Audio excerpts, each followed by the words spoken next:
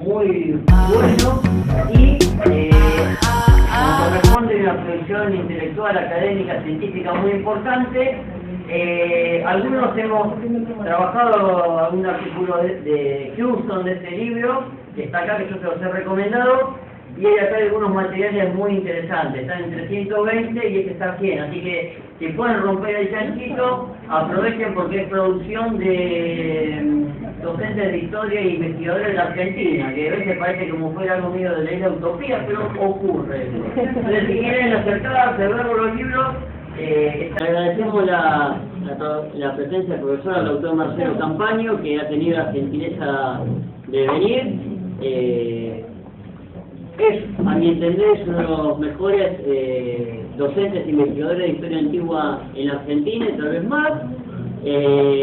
Algunos de ustedes han visto algunos textos que hemos trabajado en clase, porque me parece importante el hecho de que el ámbito de la historia antigua no quede restringido a alemanes, franceses, sino que en nuestro continente, en nuestro país, hay producción, y también está un poco reflejada en uno de los libros, que parece que ya desapareció, el marroncito, la impronta de pensar la historia antigua no solo restringida a ámbitos tradicionales como puede ser Egipto o Cercano Oriente, sino pensada como una propuesta para nuestro continente, y pensar también las discusiones que tienen que ver con, este es el libro muy interesante, con la posibilidad de abrir el campo de una historia comparada en el terreno de la historia antigua. Entonces, justamente la charla un poco va a tomar este tema, y un tema que también tiene una actualidad muy importante, que es la discusión del Estado, y qué implica pensar el Estado con toda la complejidad que tiene presente en la antigüedad. Así que bueno,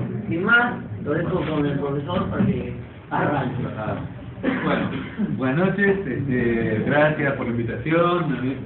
Cada vez que Martín me invita a este tipo de actividades, yo en la medida de lo que puedo trato de responder, porque me parece que es muy importante poder entablar el puente que Martín siempre busca de relacionar este tipo de ámbitos de formación de profesores con lo que se hace en la universidad, que no es un lugar demasiado lejano ni demasiado extraño, es un lugar al que se puede acceder y al que se puede vincular, ¿no? Lamentablemente los profesores de la universidad suelen ser bastante reacios a abrir lo que están produciendo hacia espacios como este. Y eso a mí me parece un error enorme, un error que incluso invalida cualquier tipo de investigación, porque si la investigación no tiene un destinatario, uno no sabe muy bien para qué se hace, ¿no? Entonces, en realidad creo que esto es fundamental, este tipo de actividades, así que yo, en la medida que puedo, me prendo. Así que esto, para que sepa. El antiguo tiene una serie de ideas, una serie de ideas que surgen a partir del análisis de una serie de fuentes, a partir de un tipo de dispositivos teóricos. Cuando se encuentra con alguno precolombino, se encuentra con otro tipo de fuentes, no solamente porque son objetivamente otras, sino porque, por ejemplo, el peso que tiene las fuentes escritas en el mundo del Cercano Oriente es mucho menor que en el mundo americano, ¿no? Pero al mismo tiempo, la información que procede de los análisis de tipo etnográfico en el mundo andino o el mundo mesoamericano son mucho más, ilustran mucho más una serie de dinámicas sociales de base que se conectan con las del mundo antiguo que lo que tenemos en el mundo oriental. Entonces, a veces, poder entender este tipo de procesos a partir de elementos que proceden de situaciones distintas permiten pensar una cosa en la otra. No, insisto, no para pensar que sea lo mismo, sino para tratar de pensar que son procesos homólogos y por tanto comparables. Yo, mi experiencia, bueno, de hecho, mi campo principal, digamos, de estudios, básicamente orbita sobre el Antiguo Egipto.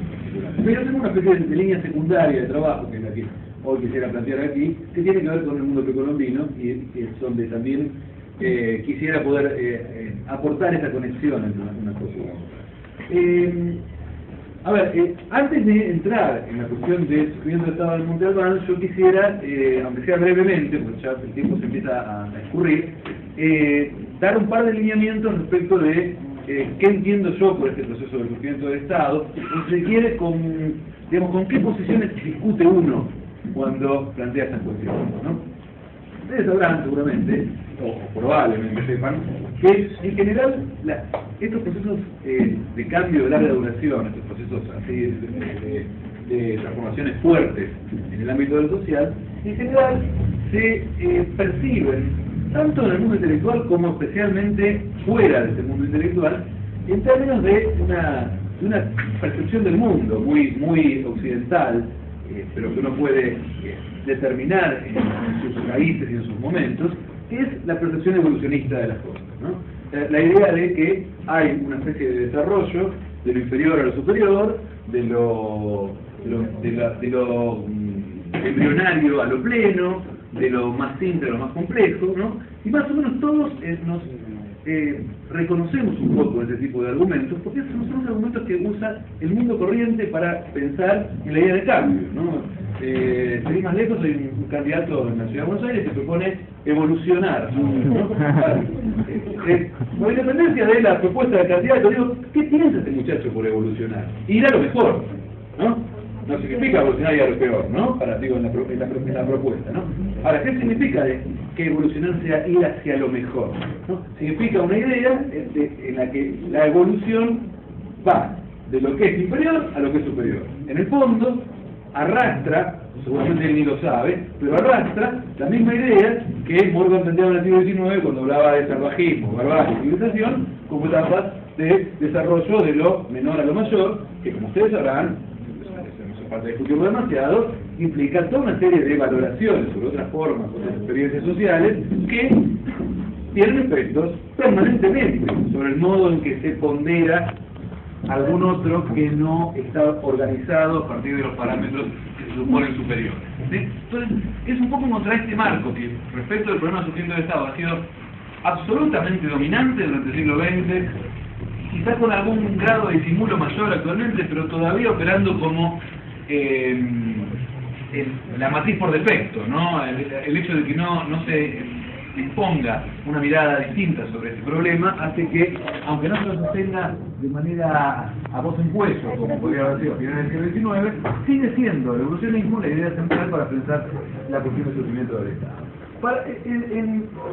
No voy a, obviamente, ahora discutir mucho este proceso, pero para el evolucionismo, el paso de una organización de tipo comunal a una organización de tipo estatal se resuelve básicamente esperando ver cómo la comunidad se transforma en un Estado, ¿no? Es decir, cómo se va desarrollando esa entidad, no, llamémosle una tribu, ¿no? Y poco a poco se espera que los líderes de la tribu se hagan cada vez más fuertes, y poco a poco, ¿no? Es que poco a poco no lo digo por azar, es un tipo de muletillas permanentes de las argumentaciones del evolucionismo. Poco a poco la comunidad se desarrolla y se transforma en una entidad de tipo estatal, ¿no? Ahora, respecto a las cuestiones, hay una serie de problemas que yo quisiera plantear. Serán muy breves, son píldoras de teoría, pero en todo caso después, cuando termine de hacer la exposición de Monte Albán, si quieren todo lo que quede oscuro, el tiempo que sea posible, cuando uno observa realmente las formas de liderazgo en las sociedades no estatales, lejos de advertir en las figuras de liderazgo que existen en muchas sociedades estatales una especie de embrión de rey, ¿no? Un personaje que manda, pero manda poco y después mandará aún mucho más. En realidad las figuras de liderazgo de las sociedades no estatales tienen otro tipo de criterios respecto del funcionamiento de las sociedades, que en general no se basan en la cuestión del poder, sino más bien en la cuestión del prestigio, como diría un antropólogo que nosotros discutimos bastante, que es Pierre Clark. Que la cuestión de poder, no lugar para que puedan instalar mejor,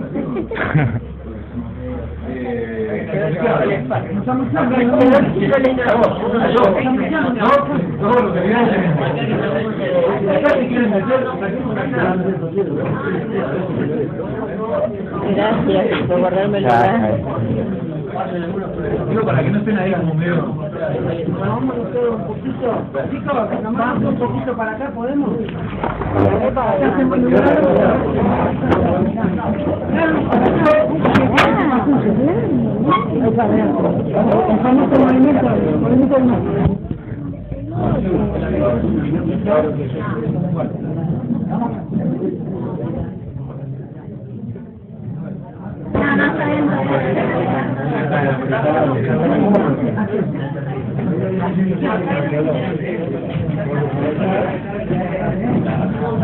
¿Estamos más o menos? Estamos. Digo, decía, las figuras de liderazgo de las sociedades no estatales, en realidad, no son figuras de personajes que quieren mandar y como no pueden mucho mandan poco, ¿no? Sino que la figura del liderazgo está organizada a partir de otro tipo de parámetros que tienen más que ver con funciones de reciprocidad propias del mundo aldeano, en la que en general el jefe es un personaje destacado por alguna cosa que hace, ¿no? Cosa que le da un prestigio particular, pero que no le da una atribución de poder sobre el resto, ¿no? Por decirlo así, un jefe en una comunidad no tiene lo que en términos del Estado sería el monopolio legítimo de la coerción. El jefe es un prestigioso, por lo tanto la palabra del jefe es una palabra valorada, la cosa que dice el jefe no es que nadie le hace caso, pero el tema es que si el jefe quiere proponer algo que está por fuera de lo esperable, simplemente no se le hace caso, y como el jefe no tiene monopolio de la coerción, no puede imponerlo, ¿no? Esto, digamos, para decirlo simplemente respecto de por qué en realidad buscar el surgimiento del Estado dentro de la comunidad es, desde mi punto de vista, un problema bastante serio, ¿no? Es una especie de mandato del evolucionismo, porque supone que, al igual que una planta en un ser vivo, tiene que ir creciendo, entonces, como el punto de partida es la comunidad, se espera que la comunidad crezca. Sin embargo, es una vía que desde mi punto de vista bastante, más allá de la valoración que el evolucionismo induce, es bastante difícil de poder establecer como un camino, ¿no? Que el jefe por sí mismo se transforma en un rey, ¿no? Ahora, si el jefe no se transforma en un rey, esto tiene que ver para mí por el hecho de, con el hecho de esto que suelo a veces mencionar en términos de lógica del parentesco, ¿no? La lógica del parentesco es la forma básica a partir de la cual tienen lugar las relaciones sociales dentro de este tipo de ámbitos comunales, ámbitos no estatales, y es el tipo de criterios sociales que el parentesco establece, el que desde mi punto de vista está en la base del hecho de que estos personajes líderes en las comunidades no puedan transformarse a sí mismos en otra cosa que lo que son, no en otra cosa que prestigiosos locales, ¿no? Ahora, si esto es así, esto significa que el parentesco bloquea, por así decir, la aparición de este tipo de liderazgo de tipo estatal, y si esto es así, esto implica que cuando aparece el Estado, esto implica un cambio no en términos de evolución de lo que ya estaba, sino en términos de una ruptura, de un cambio cualitativo, de algo nuevo que aparece. Ahora, ¿cómo aparece eso nuevo? ¿No? Ese es el problema que es el punto de partida a partir del cual yo quisiera plantear la cuestión del sujeto del Estado. Ahora, respecto de esto, el señor Gordon Childe, ¿no? Gordon Childe hablaba de la revolución urbana, ¿no? Gordon Childe, como hombre de su época, también era evolucionista, pero a veces hay gente que está un poquito por afuera de lo que se puede pensar en su propia época, y además de ser evolucionista, vio el proceso en términos de una revolución, ¿no? Una revolución a mí me parece interesante porque cuando Childe habla de qué cosas cambian, justamente una de las cosas que dice es que con el Estado surge un nuevo tipo de organización social diferente del parentesco, que es el que instala, por así decir, la lógica política del Estado. Ahora, quiero ir muy rápido con esto, así que voy a ser muy veloz. La lógica que establece el Estado es una lógica que, desde el punto de vista, en su elemento central, es la característica ligada al monopolio legítimo de la coerción. No pretendo que a ustedes les sonará quizá esto, ¿no? El monopolio legítimo de la coerción, ¿no? Una definición weberiana del Estado. No vengo ahora a proponer un modelo weberiano del Estado. Creo que lo que Weber dice cuando define el Estado en este punto es realmente la identificación de la novedad que produce el Estado, ¿no? ¿Qué es lo nuevo? Bueno, por supuesto hay muchas cosas nuevas con el Estado. Hay burocracia, hay tributación, hay otro tipo de representaciones del mundo, hay clases sociales, pero todo eso no podría existir si no existe una maquinaria basada en el monopolio de la coerción. Es decir, si no hay monopolio de la coerción, no hay tributación. Si no hay tributación, no puede haber clases sociales. No habría dominadores y dominados, por tanto. Es decir, por supuesto que todo eso es fundamental para comprender el proceso de surgimiento del Estado, pero lo que yo quisiera hacer es remitir a el principio radicalmente diferente de las sociedades estatales respecto a las no estatales. Y a mí me parece que esta cuestión del monopolio de la coerción. Ahora, ¿cómo surge si el parentesco lo impide? ¿Cómo surge? A mí me parece que aquí hay una cuestión, que seré otra vez velocísimo para plantearla, pero que es el punto de partida a partir del cual quiero discutir la cuestión de Monte Albán. Ustedes podrán ir leyendo si tienen un poquito más de entendimiento lo que planteo en el desarrollo del argumento, pero en lo central, lo que quiero plantear es el hecho de que si el parentesco inhibe, por así decir, la tendencia a lo estatal dentro de la comunidad, el parentesco es una lógica que tiene un alcance relativamente limitado, por así decir. Una comunidad está organizada por el parentesco, otra comunidad también, otra también, pero no hay un parentesco único que unifica a todas, ¿no? Por decirlo de alguna manera, el límite del parentesco es el límite de la comunidad, ¿no? Más hacia afuera es lo contrario, hacia afuera es el no pariente, ¿no? Aquellos también están organizados por lazos de parentesco, pero vistos desde nuestro punto de vista, ellos son no parientes respecto de nosotros. Con el no pariente se pueden hacer otras cosas respecto de las que se pueden hacer con los que sí son parientes, ¿no? De otras cosas, digamos, estos límites que hay para tratar para este tipo de imposiciones a la manera del monopolio de la coerción, límites que están adentro de la comunidad, adentro donde regula el parentesco, hacia afuera no están impedidos, ¿no? El hecho de que se pueda hacer la guerra contra un vecino, e imponerle cualquier cosa, o matarlo, o robarle, o sacarle las cosas, implica justamente aplicar un tipo de dinámicas que uno no espera aplicarle al propio, ¿eh? Entonces aquí hay un punto que me parece interesante para empezar a pensar terrenos más propicios para pensar la aparición del Estado, no adentro de la comunidad, sino en las relaciones en que esos grupos pueden tener hacia otros grupos, ¿sí? Acá hay un punto que es importante. A veces este argumento me lo encuadran bajo la idea de que pienso en el Estado de una manera exógena, como el Estado no está adentro sino afuera. En realidad esto es una situación bastante relativa, porque en realidad cuando uno piensa que es endógeno, que es exógeno, depende de la escala del análisis. Uno diría, en realidad yo pienso que es exógeno respecto de la comunidad, sí. Ahora, es endógeno respecto de la región en donde surge el Estado, ¿no? Ese es un punto. Entonces, este tipo de argumentos que tienen cuidado, que muchas veces rápidamente buscan clasificar, porque en realidad todo depende de qué se esté buscando y qué se esté mirando, ¿eh? Entonces es un punto que me parece importante de hermano. Ahora, yo dije al pasar la cuestión de la guerra, ¿no? La guerra me parece que es una situación interesante porque implica un tipo de relación con un otro, ¿no? En donde hay violencia de por medio, ¿no?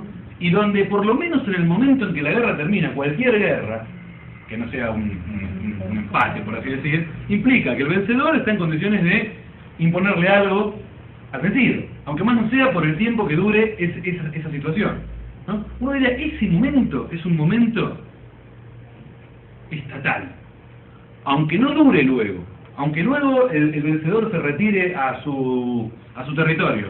En el momento que le pudo imponer algo, que lo pudo saquear, que le pudo obligar a alguna cosa, que lo obligó a ceder riquezas, territorio, mujeres, lo que fuera, en ese momento hay una imposición sobre un otro, ¿no?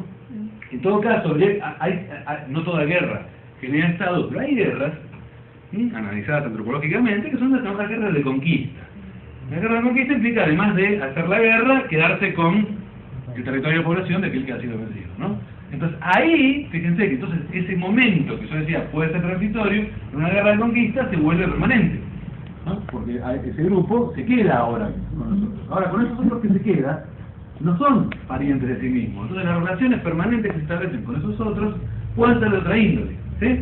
Este es un escenario que yo considero para pensar la cuestión del sujeto del Estado. No el único. Voy a ofrecer un segundo, considero algunos más, pero voy a mencionar este y uno más porque son los que me parece que son más útiles para pensar después la cuestión de Monte Albán, que es lo que quisiera discutir después. Ahora, un segundo escenario que me parece interesante y que vuelve a referir en algún sentido a la idea de revolución urbana de Gordon Chadin, es el hecho de que en general los contextos en donde aparecen los estados vienen acompañados de la aparición de núcleos urbanos, ¿eh?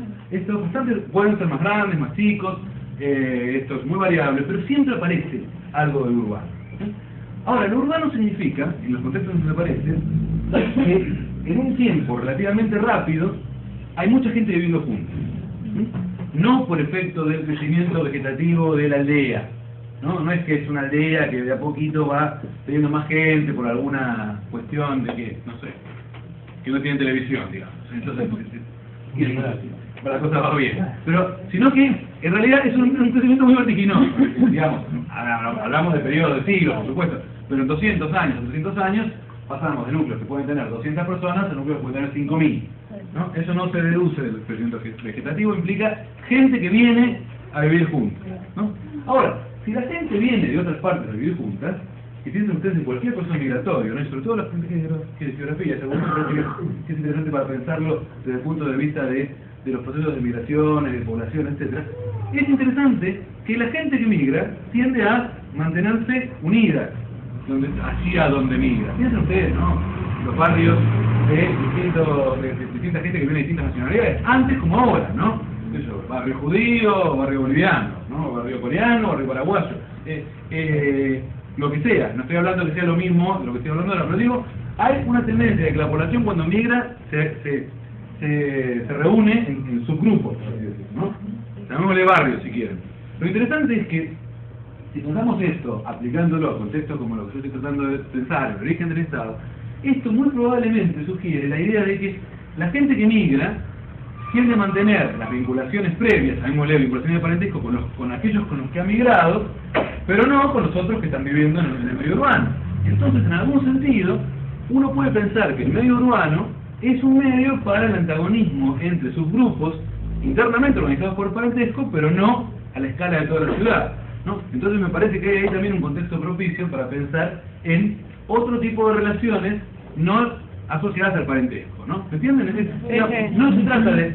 La idea para mí sería acá, la ciudad no es una aldea grande, la ciudad es otra cosa. La ciudad es heterogeneidad, no es homogeneidad como la que plantea un mundo aldeano. Entonces este es un punto que me parece importante porque me parece que si hay heterogeneidad hay posibilidades para tratar de entablar lazos de otro tipo con aquellos que están viviendo en el otro subgrupo, supongamos, ¿no? Y que entonces haya así, en el mundo urbano, posibilidades de interacciones más ligadas a la violencia, al conflicto, luchas entre facciones, por ejemplo, este tipo de cuestiones que podrían devenir en que uno pueda ponerse sobre otro, ¿no? Estos dos contextos que estoy mencionando ahora, ¿no? La cuestión de la guerra de conquista y la cuestión del urbanismo, me parece que son interesantes para pensar el tipo de evidencias que tenemos para pensar la situación que vamos a ver ahora, que es Monte Albán, ¿no? Que a la que voy a hacer ya mismo, porque el tiempo empieza a cada vez ir más rápido. Bueno, esto ya lo mencioné, así que voy a ir más rápido, voy a pasar directamente al contexto de Quiroga. Ahí va. No sé si ustedes más o menos tienen conocimiento de la cuestión de Monte Albán. Monte Albán es un núcleo mesoamericano en el Valle de Oaxaca que tiene un contexto mayor, ¿no? Mesoamérica implica, en términos de procesos de transformación social, una multiplicidad de contextos, ¿no? Desde el mundo maya por un lado, hasta Teotihuacán por otro, desde el mundo olmeca, por ejemplo, que es anterior a lo que vamos a ver ahora, y sobre el cual hay una enorme discusión acerca de cómo interpretar eso, y por lo tanto lo he dejado de lado para meterme en territorio más seguro, hasta Monte Albán, que es un sitio que corresponde, Monte Albán acá tenemos como distintas regiones dentro de Mesoamérica. La experiencia de Monte Albán corresponde a, digamos, mediados del primer milenio antes de Cristo, en la zona que les decía del Valle de Oaxaca, que vamos a ver ahora. Bueno, no importa. Ahí está, en la parte sur del México central, es el estado de Oaxaca actualmente, y en el centro del estado está un pequeño valle, que es el que se ve más grande así, que tiene una forma como una Y invertida, en el centro del cual está la ciudad actual de Oaxaca, la capital del estado. Muy cerca de la capital actual está una colina, que es la colina llamada Monte Albán, ¿no? Monte Albán está, digamos, acá está Oaxaca, y Monte Albán está aquí, es muy cerca, 15 minutos andando en un auto de esta ciudad. Esta región, en particular, luego, a partir de cierto momento, lo que sucede en el propio sitio de Monte Albán, pero tomando en cuenta un poco más ampliamente todos esos tres subvalles, es el epicentro de una serie de transformaciones que uno puede remontar bastante en el tiempo, pero que tienen como su momento crítico en torno de mediados del primer milenio antes de Cristo. En primer lugar, me voy a referir a algunas cuestiones anteriores. En realidad ya desde mediados del segundo milenio antes de Cristo, digamos del 1500 en adelante, empieza en la región a haber una serie de indicios de algún tipo de elementos que no se deducen directamente del mundo aldeano. Básicamente, por ejemplo, la aparición en las otras tierras largas de este tipo, bueno, ahora me corro, de recintos que ya no son recintos como los comunes para las viviendas de los aldeanos, sino que implican un tipo de estructuras de mayor tamaño, que probablemente implican algún tipo de lugar que en general la arqueología tiende a llamar arquitectura pública. Lo de pública deberíamos tomarlo entre muchísimas comillas, no es que se pueda contraponer tan fácilmente público y privado en este tipo de situaciones, pero al menos se trata de un tipo de edificaciones que van más allá de la dinámica de la interacción cotidiana entre pequeños grupos, los miembros de una unidad doméstica en el marco de un grupo familiar, por llamarlo de alguna manera, ¿no? Esto es un tipo de evidencias que empieza a aparecer ya desde unos cuantos siglos antes de los siglos centrales del proceso de cambio, y indican que ya al menos a partir de mediados del segundo milenio, un poquito después, quizá, hay algún tipo de dinámicas de interacción comunal que quizá pueden implicar la figura de algún tipo de forma de liderazgo, pero que en principio uno puede encuadrar medianamente de una manera bastante directa con las cuestiones ligadas a una sociedad organizada por el parentesco, donde eventualmente puede haber algún tipo de liderazgo, pero no mucho más que eso. Estamos hablando, de hecho, de acuerdo a los cálculos demográficos que manejan los arqueólogos de la región, en núcleos pequeños, núcleos que hablan de 1000 habitantes para toda la región, no para una aldea, sino para toda la región. O sea que todavía estamos en grupos poblacionales bastante pequeños. Hay un sitio en particular, que ahora quiero centrarme, voy a poner un poquito para atrás para mostrarles el mapa, si puedo. Bueno, aquí. San José Marbot es un sitio que está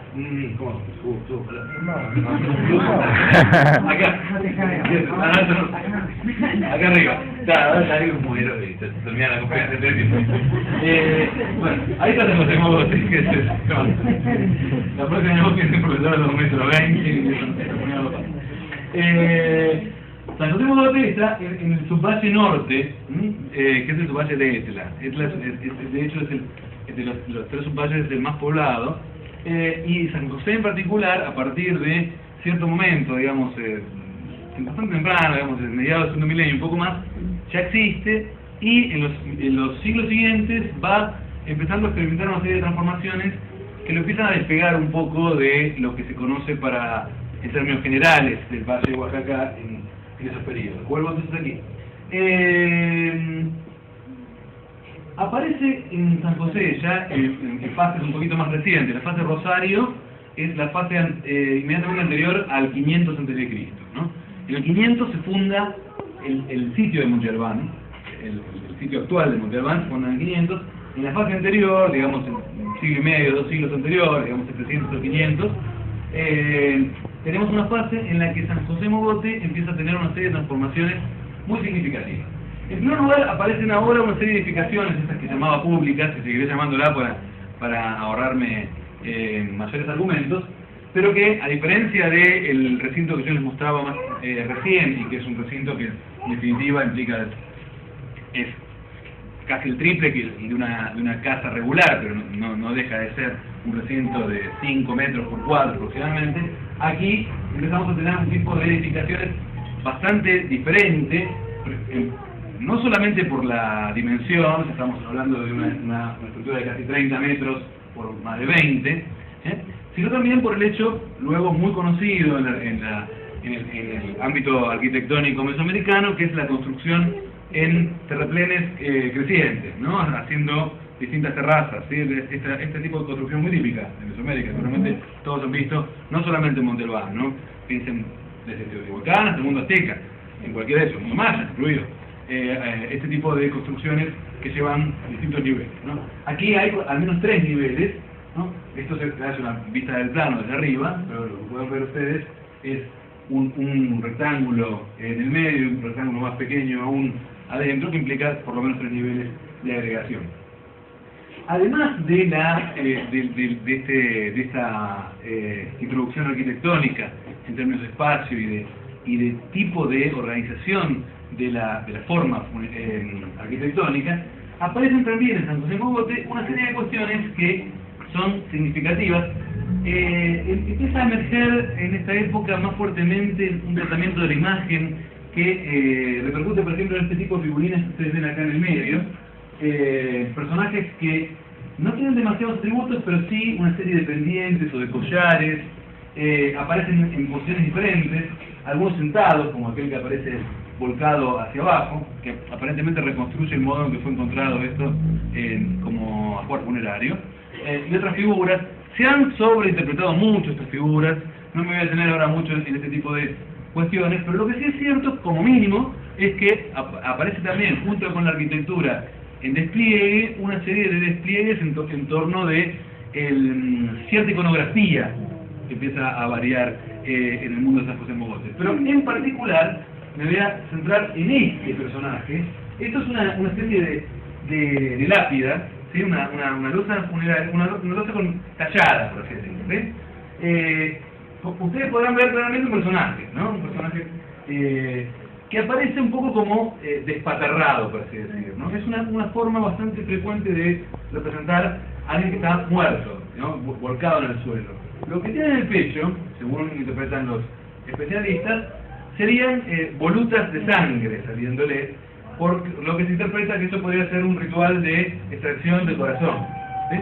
El primero identificable, si tal fuera el caso, ¿no? Pero estaríamos aquí ante el sacrificio de un personaje, si la interpretación fuera correcta. Entonces imagínense que para esto hay dos posibilidades, o que sí o que no. Y es así, claro, cuando se trata de un único motivo, la interpretación arriesga desde lo que se conoce de otras épocas, ¿no? Entonces, a veces el riesgo que uno corre puede ser asumible o no, es difícil de tomar partidos para uno estar totalmente seguro de lo que está diciendo, pero no deja de ser una interpretación verosímil en el ámbito de lo que se conoce para Mesoamérica en general, ¿no? Ahora, más allá de la cuestión del personaje, hay otra cosa que es muy significativa, aunque muy pequeñita en la representación. Ustedes alcanzan a ver aquí dos signos. Estos son dos signos que seguramente son los primeros conocidos de escritura zapoteca, ¿sí? Están solos ahí, no hay nada, ni en el contexto, ni en otros contextos de la misma temporalidad que nos haga suponer que se conoce algo más. Y por lo tanto, cuando pasa ese tipo de cosas, en cualquier contexto de escrituras iniciales, los primeros contextos son los más difíciles para saber hasta qué punto uno puede definir si ya hay o no un sistema de escritura establecido. Este sería uno de los primeros, en el sentido de que este tipo de signos son compatibles con los que posteriormente se conocen de la escritura zapoteca en particular y de la escritura mesoamericana en general. Aunque los signos varíen, hay como una concepción del signo escriturario que, si uno compara estos signos con los signos del mundo maya, por ejemplo, son compatibles. A diferencia de ello, en el mundo olmeca aparece hace poco tiempo, pocos años, una estela muy rara, la estela Quetzalcóatl, que representa una serie de signos en secuencia que, la verdad, claramente parecen un texto, porque aparecen repetidos en distintos momentos, signos así también ideográficos. No está descifrado esto, porque además se ha descubierto recientemente, pero esos signos no tienen nada que ver con lo que posteriormente se instala en el mundo mesoamericano. Estos, en cambio, son los primeros asociables al tipo de escritura del mundo mesoamericano clásico, digamos, ¿no? Por lo tanto, hay alguna razón para suponer que hay allí unos primeros elementos. El problema con las escrituras digamos que descansan sobre imágenes, ¿no?, de tipo pictográfica, es que es difícil de saber que los primeros elementos, si estamos ante un signo de escritura o ante un símbolo, ¿no?, una representación de una imagen, ¿no? Cuando hay muchos signos acomodados, es más fácil de suponer que hay algún sistema escriturario por el hecho de que aparecen, por ejemplo, en secuencia, signos que en sí mismos no obedecen a una relación desde el punto de vista de la simbología de cada uno de ellos, ¿no?, como para interpretar que fueran una escena. Acá, al tener dos signos solos, es bastante más difícil, pero es cierto que estamos ante un tipo de práctica que luego es conocida, la de acercar signos cerca de personajes. Después, ahora les voy a mostrar un momento después, como si pudiera tratarse de la identificación del personaje, ¿no? El nombre del personaje, el lugar de procedencia del personaje, algunas de estas cuestiones, pero algo que lo tratara de nominar de alguna manera, Entonces, esto es muy interesante por varias razones. Una no descartable, en relación con lo anterior, es la cuestión del manejo iconográfico que seguramente implica algún tipo de especialistas, ¿no? En primer lugar. Pero en segundo lugar, si aceptamos la idea de que pudiera tratarse de un sacrificado, estaríamos probablemente ante la posibilidad de la existencia de un cautivo que puede ser luego sacrificado. En general los sacrificios se practicaban en Mesoamérica sobre cautivos, no sobre la propia población. Y en tercer lugar, si los signos abajo son de escritura, estamos sobre todo una puerta a un mundo muy grande y muy vinculable a la estatal, que es el hecho de quién registra y para qué registra, ¿no? En general, todas las escrituras antiguas están en algún grado de vinculación con un dispositivo estatal, ¿no? A posteriori luego esto se va ampliando de distintas maneras, pero todas las escrituras originales, las primeras, Egipto, Mesopotamia, el ámbito maya, China, la escritura no descifrada del Valle del Indo, en fin, todos los sistemas escriturarios que son consistentemente sistemas de escritura, están relacionados con dispositivos estatales. Quizá para distintas razones, no necesariamente razones de tipo administrativo, pero sí que hay digamos, detrás de un sistema de escritura, un tipo de intereses o de búsquedas que normalmente trascienden la escala de la aldea, la escala de la interacción cara a cara respecto de lo cotidiano y lo conocido, ¿no? Esto es un dato interesante que si tuviéramos aquí en tu sistema de escritura. San José Mogote tiene muchos indicios de testimonios, o por lo menos inicias a la estatalidad. Ahora, yo de San José Mogote es un núcleo que se encuentra principalmente activo en el siglo y medio antes de un acontecimiento fundamental para entender la cuestión del surgimiento del Estado en la ámbito zapoteca, que es la fundación misma del núcleo de Monte Albán, así en el punto de convergencia entre los tres subbarrios. Con anterioridad, la colina está deshabitada, con lo cual aquí, directamente, respecto a esto que yo le mencionaba hace un momento, respecto del urbanismo que se desarrolla a toda prisa una vez que emerge, aquí es un ejemplo palmario, ¿no? Porque acá ya ni siquiera hay una aldea de base sobre la cual se construye o va creciendo. Hay, evidentemente, una decisión de ir a ocupar un lugar anteriormente deshabitado, ¿no? Esto también abre la puerta a pensar toda una serie de problemas relacionados con el por qué ir a fundar un sitio como este. Sobre esto voy a tratar de especular dentro de un momento. El movimiento demográfico, las variaciones demográficas en Monte Albán, desde en torno, digamos, de la segunda mitad del primer milenio de Cristo, son realmente vertiginosas.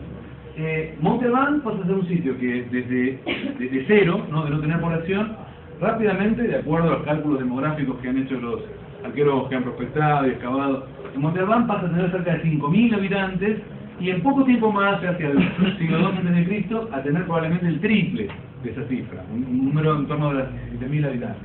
Los cálculos demográficos son siempre muy precarios para este tipo de sociedades, básicamente se basan en superficie ocupada, ¿no? Y unos cálculos que son realmente, desde mi punto de vista, muy frágiles, pero lo cierto es que uno puede al menos tomar el dato comparativo, ¿no? De qué superficies ocupadas tenemos en estas épocas respecto de qué superficies ocupadas tenemos en épocas anteriores. Y ahí hay un salto muy grande, que es ese salto que permite pensar de agrupamientos de 100 personas a agrupamientos de 5.000 personas, ¿no? Supongamos que no son 5.000, que sean menos, pero también serían menos cuando calculamos 100, ¿no? De manera que el salto sigue siendo muy fuerte respecto de lo que se conoce con anterioridad. Incluso, más allá del núcleo, aparecen en la periferia de Monte Albán todo un racimo de pequeñas aldeas que tampoco existen con anterioridad y que parecen implicar aldeas de productores primarios relacionadas con el núcleo urbano.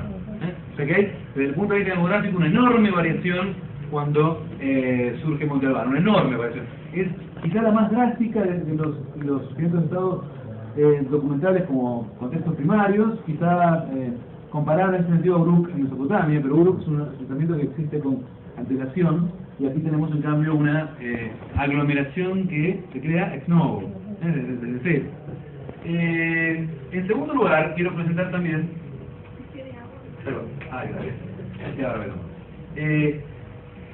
No se trata solamente en Montalbán de una cuestión de aparición de un núcleo y un montón de población viviendo juntas, sino que lo que se ve en Montalbán desde el principio es una serie de elementos muy significativos respecto de lo que uno tenía para épocas anteriores en todo el Valle de Oaxaca,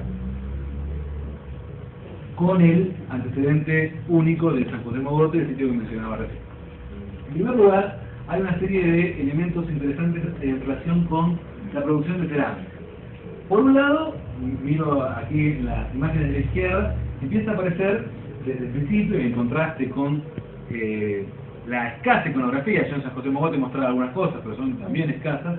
Empieza a aparecer un tipo de cerámicas, especialmente la llamada cerámica gris, como que es el estilo de como la que está allí arriba, que comienza a ser recurso frecuente de un tipo de figuras que siempre se discute. En algún caso son de tipo humano, en otros podríamos suponer felinos, este tipo de cuestiones, y cuando se trata de tipo humano dispara siempre un tipo de preguntas acerca de quiénes son representados.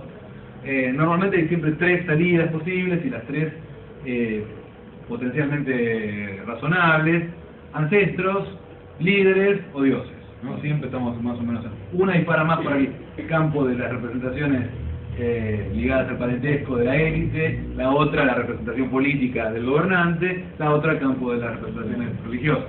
Las tres son posibles, porque es muy difícil de avanzar en esta dirección. Lo que sí es cierto es que tenemos desde el principio de Montalbán un inicio, un despliegue de la iconografía en una escala que antes no se conocía. Más allá de estas cerámicas que por otra parte implican algún tipo de artesanado especializado, ¿no?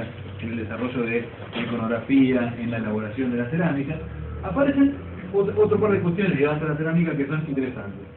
Esto que aparece ahí en esta imagen en realidad son restos de excavaciones en un sitio, una aldea muy cercana a Montalbán, que es Santo Domingo Tupaltepec. Santo Domingo es una aldea pequeña, pero llena de hornos para alta producción de cerámica, ¿no? Por lo tanto, no se cuadra eso con una producción para uso local de la aldea, ¿no? Se ve que hay allí destinada un tipo de unidad de producción de cerámica que después se consume en Montalbán. Esto implica otro tipo de especialización productiva, ¿no? Cuando en un sitio medianamente pequeño uno encuentra una producción intensiva de algo, uno rápidamente puede colegir que eso no es para la demanda local. Por lo tanto, se ve que hay aquí una serie de procesos de especialización, de circulación de bienes, de consumo a escala, que conectan a esa aldea con el centro. Es un punto importante también. En tercer lugar, hay una cuestión también interesante que tiene con estos cuencos que ven aquí en el medio abajo, la cerámica G12 y sobre todo una especie de playones, así medio, que son los comales.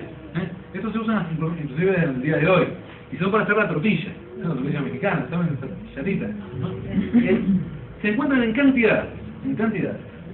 Y la interpretación que en general se hace de esto, coincidente también con lo que sucede en otros núcleos donde aparece el Estado, es que probablemente sea un tipo de cuencos para reparto de raciones, que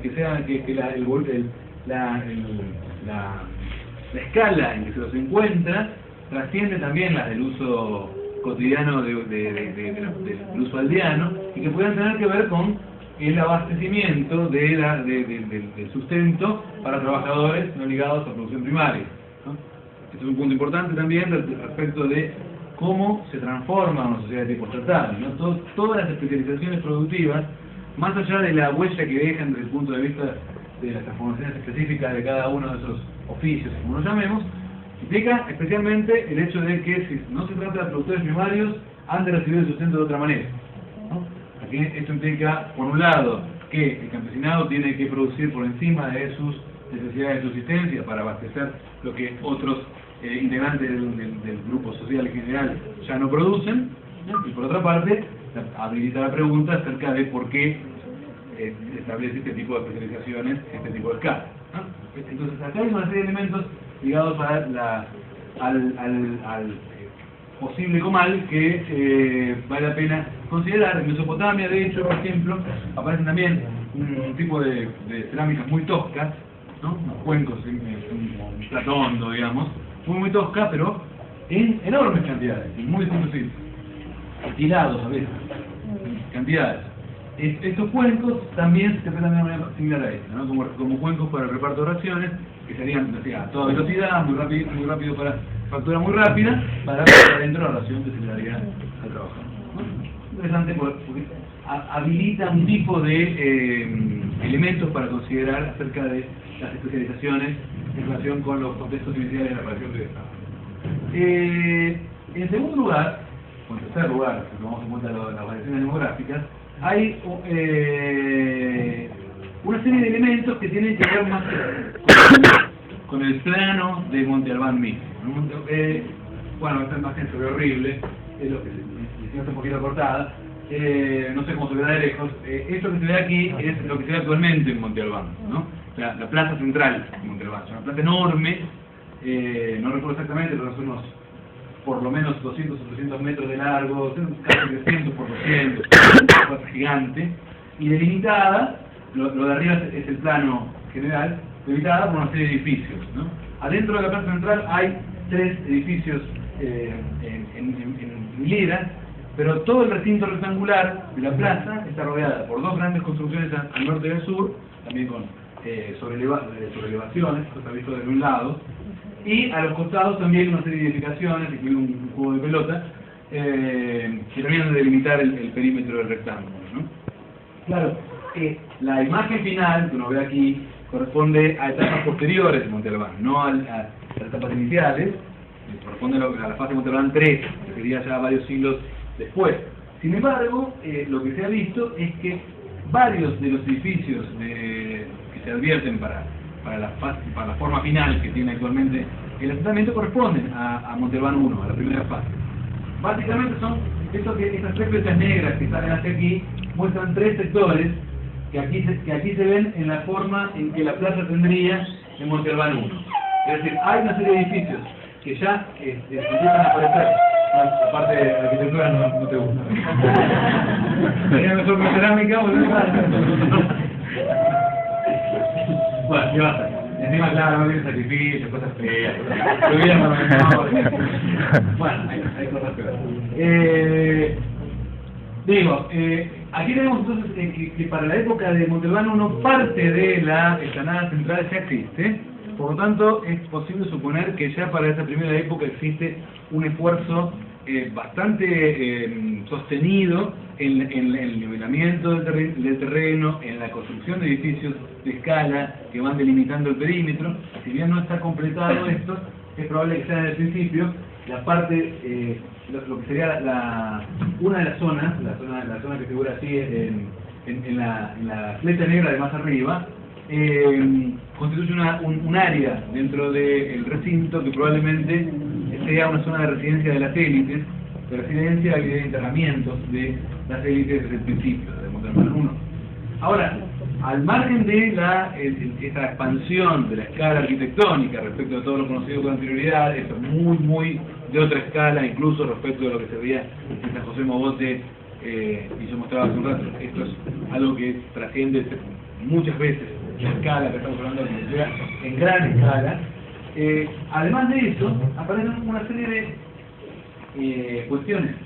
Bueno, acá la plataforma norte es la que ven ustedes arriba, luego aparecen una serie de edificio 4, y el edificio L en particular, que es el tercero, que tiene una serie de cuestiones interesantes que corresponden a 2 problemas distintos. No sé cuán bien, igual esto, tengo un par de imágenes mejores ahora, pero en esa región, de aquí del edificio L, aparecen toda una serie de losas como las que, compatibles con las que yo mostraba recién, esa única de San José Mogote, pero en una enorme escala. Son decenas de losas, de distinto tamaño, pero mayormente son losas que deben tener metro y medio de alto, por, no sé, por 50 o 60 centímetros. En todas ellas aparecen representados personajes. Ahora después me detengo un poco sobre qué pasa con esos personajes. Por ahora lo que destaco es que si en San José Mogote tenemos un elemento respecto a estas cuestiones, aquí como mínimo tenemos el estallido de esta forma, y por lo tanto seguramente un conjunto de especialistas importantes desde el punto de vista iconográfico para el trabajo de este tipo de escena. ahora me tengo un poco con ella. Lo otro, que aparece en Monte Albán 1 ya, es esto, que también se ve bastante mal, porque yo lo veo muy mal desde aquí, pero que aquí sí claramente se trata de escritura. Esto es, aquí ustedes fíjense, no hace falta saber nada de todo esto. El zapoteca de hecho no está bien descifrado, se conocen algunos signos, pero no es como el maya. Bueno, el maya tampoco está totalmente descifrado, pero se lo lee bastante bien. El zapoteca no, pero de todas maneras, a ver si, no sé si alcanzan a ver, por ejemplo, acá este trazo horizontal con 3. Esto es el modo de numeración de Mesoamérica completo, el mismo modo en que numeran los mayas después. Y este tipo, y más allá de eso, la secuencia, ¿no? en vertical, con signos que no tienen nada que ver unos con otros, pero que tienen todos el mismo tamaño y la misma direccionalidad, esto claramente es una escritura, ¿no? Por más que uno no pueda leer ningún signo, se han especulado por algunos motivos, claramente seguro estamos acá en un sistema de escritura. Entonces aquello que en San José Mogote es una hipótesis, diríamos, a partir de dos únicos signos, acá claramente corresponde a un sistema de escritura, por lo tanto no puedo haber duda respecto a la existencia de escritura desde muy temprano en el ámbito zapoteca. Ahora me refiero a estas imágenes llamados danzantes. Otra serie de cuestiones que vale la pena considerar, acelerar esto, respecto de los procesos de transformación que tienen lugar en el marco de esta primera fase de Monte Albán. Lo que ven arriba es en realidad una imagen más clara de aquello que yo mencionaba para la plataforma norte, la que delimita por el norte la plaza central. Esta plataforma tiene una serie de recintos bastante abigarradas, incluyendo dentro de los recintos algunas tumbas, algunas muy importantes en cuanto al tipo de ajuares que tienen. En el caso de las que son de Monte Albán 1 se desconoce el ajuar concreto, pero uno puede quizá inferir a partir de algunas que se conocen de épocas un poco posteriores y que tengo una imagen después para mostrar. Lo que está claro es que aparecen una serie de estructuras que probablemente impliquen residencia y que probablemente señalen el lugar de residencia de grupos distintos de los del ámbito aldeano general, ¿no? Como mínimo estaríamos hablando de algún tipo de élites asociadas a este tipo de estructuras que viven allí en el entorno de la plaza central, de los eventuales templos y de los eventuales dinámicas rituales que pudieran tener lugar en este tipo de contextos, y que probablemente hablen de la élite gobernante de Monte Albán. Se conoce algo más en esto que se ve aquí hacia la derecha, son tumbas sí de época negada me emergió la ameba egipcia que tengo en el cerebro. Son tumbas de la fase de San José Mogote. Son tumbas de San José Mogote, pero no de la época anterior. Son tumbas San José Mogote, por algo que trataré de explicarles en unos minutos más. Se despuebla en el momento que aparece Monte Albán, pero luego es como reutilizado, ¿no? Como si hubiera sido recolonizado desde Monte Albán, ¿no? Sobre las razones del poblamiento le debería tener que concentrar en un par de minutos más. Lo interesante es que para la fase de Monte Albán 1 aparecen tumbas en el núcleo central de San José Mogote, y son grandes, son tumbas de un grado de elaboración significativa. No estamos acá hablando de pirámides, ese tipo de cosas. Estamos hablando de tumbas que contrastan con la funebria conocida con anterioridad. Y en tercer lugar, lo que ven aquí es este recinto de una multiplicidad de pequeñas cámaras y de cubículos de todo tipo. Es lo que los excavadores llaman palacio. No está en Monte Albán, sino en un sitio hacia el sur, hacia el Valle Grande, que se llama San Martín Tilcajete. San Martín Tilcajete es un sitio que ahora muestro un par de cosas más. Es un sitio que convive con la primerísima fase de Monte Albán y luego aparece destruido, ¿no? Probablemente por Monte Albán, esa es la interpretación que tienen los excavadores, que desde el núcleo de Monte Albán hubiera habido una acción bélica sobre San Martín. Lo que es interesante es que se conoce mucho mejor el ámbito palatino de San Martín que en el propio Monte Albán, donde por la tradición propia de Mesoamérica, y esto es muy visible en todas las tradición arquitectónica de los mesoamericanos, un edificio es sepultado por otro, ¿no? En lugar de hacer un edificio al lado, lo hacen arriba, ¿no? Es notable, a veces genera cosas impactantes porque además tienen mucho interés para pensar en en la percepción del mundo que implica eso, ¿no? Que en lugar de hacer una cosa más grande al costado, en realidad una cosa cubre a la otra, ¿no? Pero la contiene adentro, ¿no? Claro, no la destruye, la asimila, ¿no? La incluye, ¿no? Es interesante como, digo, me encantaría pensar más sobre este tipo de cuestiones, pero digo, en Montalbán pasa ese tipo de cosas. En San Martín, al quedar cortado en la fase de Montalbán, uno se conoce la arquitectura palatina, por llamarlo de alguna manera. Palacio siento que es una palabra un poquitito quizá excesiva, pero un tipo de arquitectura que no es residencial a la escala aldeana y que queda como congelada en la foto en esta fase de Montalbán 1. Último conjunto de elementos que quiero mostrar tienen que ver con el conflicto. Esto que les decía yo recién respecto de San Martín es uno de los elementos que, esto que está aquí abajo, es el sitio de San Martín. Sufre San Martín, de acuerdo a lo que interpretan los arqueólogos, dos fases de ataque. Una en la zona central del asentamiento, que parece destruida, y luego una posterior en un lugar más alto y más defendible, que parece como, vamos a decir así, como si resistiera por más tiempo y luego destruido, ¿no? Los excavadores les cierra decir que debe ser Montalbán, que vino y en un par de intentos terminó de destruir todo, ¿no? Es posible, también es cierto que es una interpretación libre, no hay nada que diga que pasó de esta manera, pero bueno, lo que es interesante es que hay indicios de destrucción en este tipo de sitios. El mapa del plano de arriba, en realidad, ven este rectángulo aquí, sí. Este rectángulo es la plaza central de Montalbán, ¿sí? Y esa línea oscura al norte y al este del dibujo, noroeste del dibujo, es el único lugar donde hay murallas. Es también el único lugar de fácil acceso a Montalbán. El resto, no sé si ustedes alcanzan a ver, no sé si esto conocen, pero saben que cada línea esta implica un nivel altitudinal, ¿no?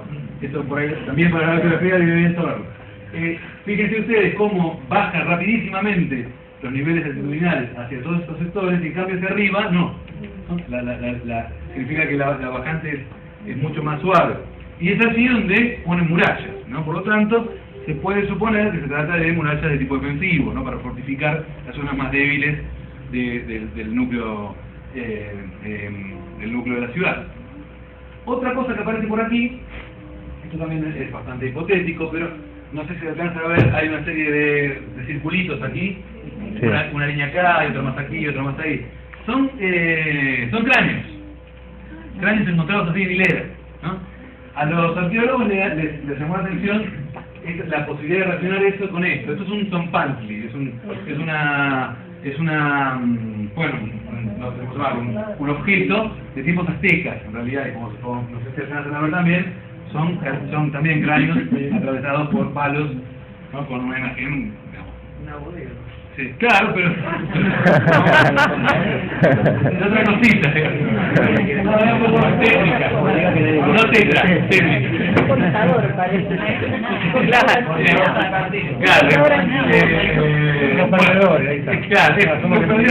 lo que perdieron quedaron ahí. Bueno, a ver, esto es azteca, y aquello son, claro, siglos y siglos con anterioridad. Es una asociación, ¿no? Pero lo cierto es que los cráneos uno al lado del otro por algo los pusieron, digamos, de esa manera, no se acumularon solos, el viento no los amontonó, digamos. O sea que algún sentido tiene eso, y la asociación queda abierta, pero la sugerencia es que tienen algo que ver con el conflicto.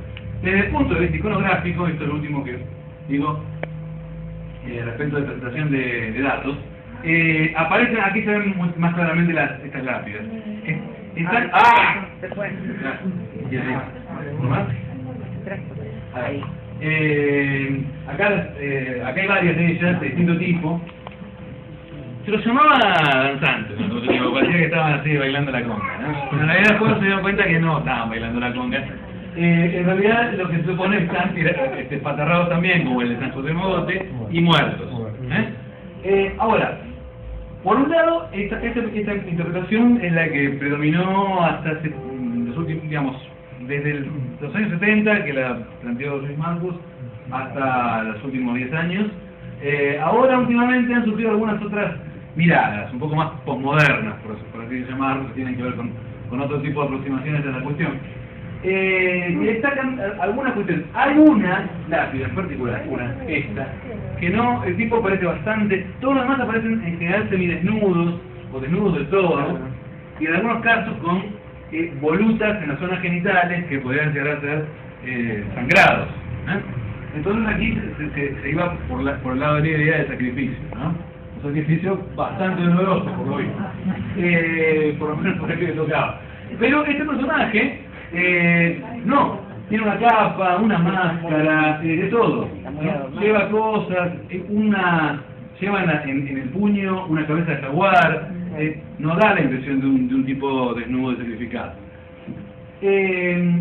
Esto ha abierto una discusión acerca de si hay que tratar todo de la misma manera o se trata de cuestiones distintas respecto de, por ejemplo, la representación de un gobernante o de un ritualista en aquella, y si mantener o no la idea de sacrificios aquí.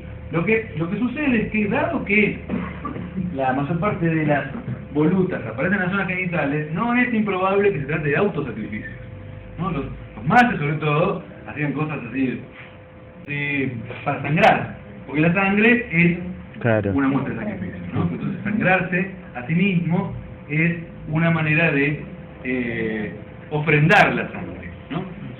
Con independencia de la cuestión de sacrificio, del arrancar los corazones, esa cosa más escénica de Apocalipto, digamos.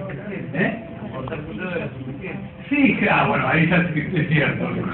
Yo preferiría, pero Pregunto, ahora, ¿no podría ser un personaje de alta alcurnia, un sí, alto mando, que hayan sacrificado otros? También podría Y lo ser, hayan- también podría ser. En realidad el problema con todo esto es que el margen para la interpretación es muy grande, no tiene ni nada más, ¿no? Además te muestro lo que lo saco a propósito, porque me parece que es una cabeza arrancada, ¿no?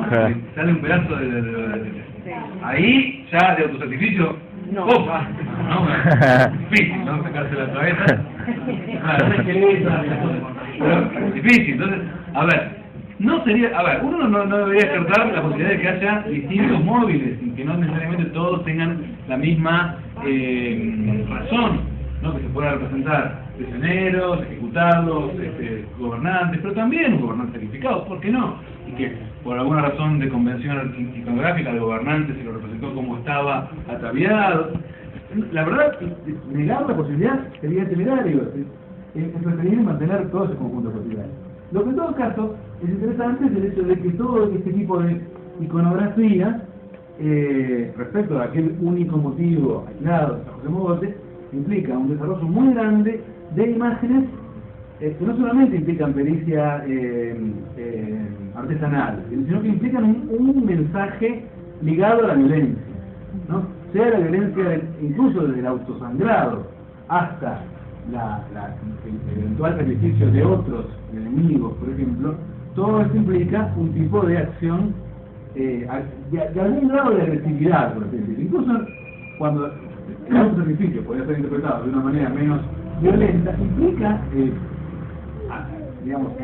eso, como hacerse violencia a sí mismo en nombre o para los demás, ¿no? Entonces hay como en lo implícito más general, digamos, en el común denominador de todas estas imágenes aparece eso.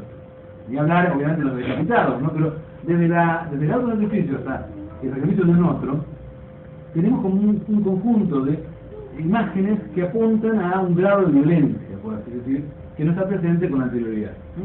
Es un punto que me parece importante. Bien, para ir redondeando el argumento y dejar un margencito para eventuales preguntas o lo que fuera. Dos cuestiones que voy a decir. Una es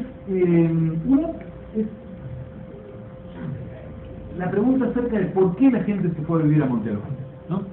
Sobre esto se ha discutido mucho, ¿no? Porque se lo decía hace un rato, el dato central del proceso de transformaciones que llamamos surgimiento del Estado para Monte Albán tiene que ver con la fundación de este sitio, ¿no? Este sitio que de la nada pasa a ser un núcleo de cosas nuevas y de multitud de gente viviendo juntos. Sobre esto se ha discutido mucho. Bueno, perdón, antes de hacer eso, después para ir cerrando la cuestión de las imágenes,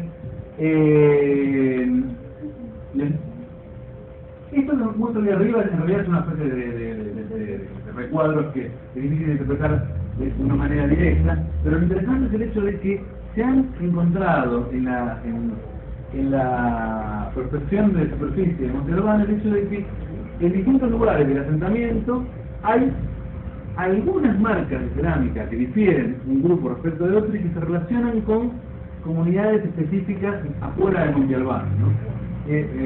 Langdon, como uno de los primeros prospectores de Monte Albán, lo llamaba directamente barrios a eso, ¿no? Y aparece al principio en el núcleo y luego en relación entre el núcleo y las periferias del núcleo urbano respecto de una afuera más lejana, ¿no? Como si esta cuestión que yo mencionaba más temprano de la migración también pudiera darse en función de lugares de pertenencia más directos, ¿no? Donde, digamos, si los que viven en el norte se quedan por el norte, los que viven en el sur se quedan por el sur, digamos, una cosa así, ¿no? Que también se conoce mucho para el mundo mesoamericano, en Teotihuacán. Teotihuacán, hay luego evidencia por ahí muy clara del barrio de los veracruzanos, del barrio de los oaxaqueños, precisamente, barrios ligados a procedencias, ¿no? que ocupan lugares distintos dentro del ámbito urbano en general. Estas imágenes que ustedes ven acá son de las fases, especialmente la fase de Monte Albán 3, bueno, estas imágenes encima se ve cortado. Esta es una cámara funeraria con decoración, con una serie de cuencos a modo de ajuar funerario.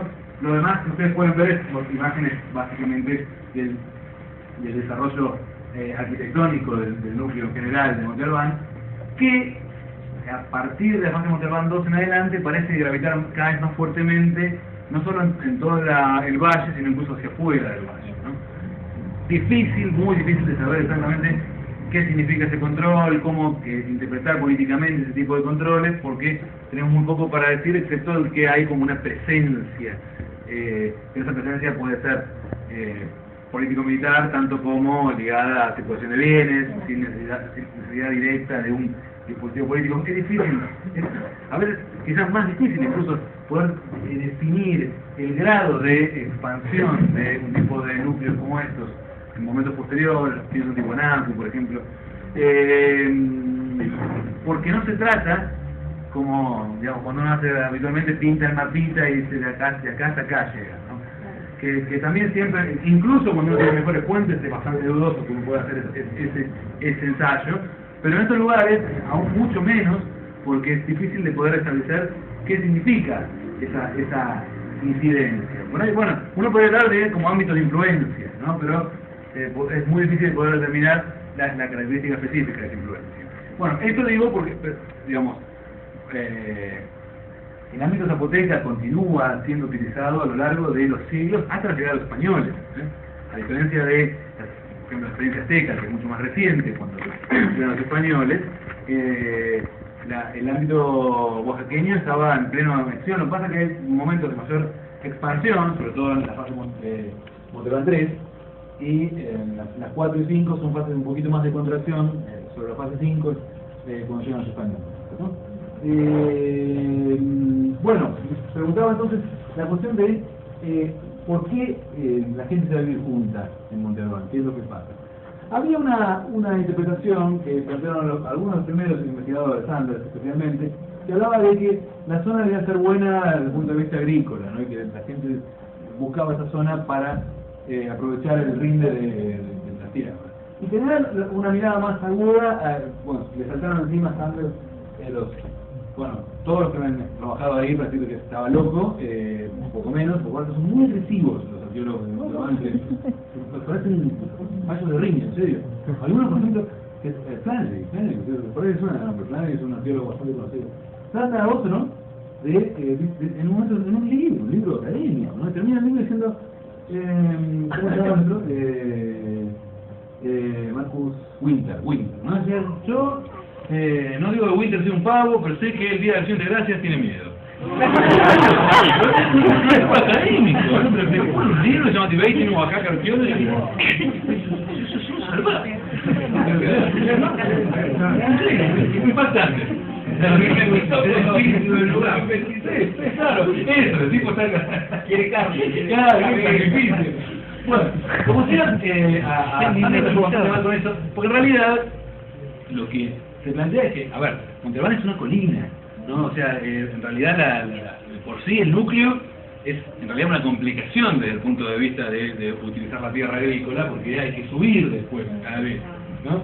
Entonces, de por sí, uno podría pensar en la tierra circundante a la colina, pero resulta que un análisis más específico apunta a que el valle de Esla es mucho más fértil que la zona esta, que es más montañosa, y por tanto tiene márgenes de cultivo menores. Así que esta primera interpretación en realidad la ha ido bastante mal. Más allá, Sandra se enoja y también dice que no, que tiene razón. Ahí es difícil de jugarse demasiado. Hay otras interpretaciones que la mayor parte de las interpretaciones que han venido después van más en un rango de lo político a lo ideológico. Por ejemplo, Marcus y Flannery, que le decía recién, Marcus es su esposa, así que la junta para ese tipo de temas, hablaba de esto, más o menos suena si han visto algo de historia de Grecia, este concepto, no sé dónde, ¿no? Saben, el momento pre-polis, digamos, ¿no? Esta idea de la concentración de grupos aldeanos hacia la polis. Bueno, la sugerencia es que podría haber pasado algo de eso, ¿sí? En un proceso que, tomando en cuenta que San José Mogote es el principal centro de la época anterior, pudiera haber sido un movimiento poblacional conducido de San José Mogote en virtud de lo que hipotetizan los autores, pudiera ser una especie de conflicto con los otros habitantes de las otras subregiones, ¿no? Y que, de alguna manera, plantándose en un núcleo fácilmente fortificable, sobrelevado y en el centro de los tres subvalles, podría haber allí más posibilidades, desde el punto de vista de una estrategia militar, de control sobre los otros. Este es uno de los argumentos que se ha planteado. Langton, que es uno de los primeros que prospectó, propuso inicialmente y luego lo exprimió más, la idea de un núcleo, como vamos a decir, un núcleo neutral, ¿no? Como si hubiera habido un modelo parecido a lo que plantean nosotros, pero sin la dimensión de fondo de la violencia, ¿no? Como un lugar de convergencia, ¿no? Es la idea de el capital de libertad. De hecho, los ejemplos que da son totalmente anacrónicos desde el punto de vista de una interpretación. Por ejemplo, Brasilia, Ottawa, capitales que se crean como para, en un lugar a propósito, como para que no quede en ninguno de los territorios en particular. Parece un poquitito difícil de encuadrar con la geopolítica de este tipo de sociedades, pero bueno, es una interpretación que se ha planteado. Últimamente tenemos también otros dos argumentos. Uno más ligado, en realidad no son no del todo vinculables del que planteaba recién. Hay una cuestión que está bastante visible, que es que en San José Mogote sufre un despoblamiento bastante importante en el marco de la aparición de Monte Albán, ¿no? Entonces esto parece implicar que hubiera habido un traslado de gente de San José. Ahora, no solamente San José, esto está claro, porque San José era un núcleo, digamos, de 1000 habitantes, y en Monte Albán pasan a vivir 5000 muy rápidamente, o sea que evidentemente no es solamente eso. La sugerencia que planteaba Jesse Winter, por ejemplo, es que en San José podría haber habido alguna élite prestigiosa desde el punto de vista religioso, que pudiera haber ido arrastrando seguidores, por llamarlo de alguna manera. Esto es un poco también lo que ha planteado también Arthur Joyce en los últimos tiempos, respecto de la posibilidad de que hubiera habido algo así como una especie de crisis espiritual en San José Mogote, y la búsqueda como de un nuevo horizonte, ¿no? Una especie de migración primeramente simbólica y luego material hacia un lugar, como abandonando un lugar que... Sí, pero en un plano de abandonar un lugar como un lugar se lo ha visto mal visto, ¿no? Por algún estudio interpretado que no se podía ver más ahí y la gente se las tomó para otro lado, ¿no? Pero ¿por qué destruyeron el lugar? Claro, no, bueno, y después lo repueblan, de manera que también es difícil de pensar que haya una situación tan directa, si no, sería más difícil que supongamos que lo han destruido antes de irse. Pero el problema es que vuelven a la cosa. Entonces, bueno, está bien. Siempre, a ver, no es una cuestión...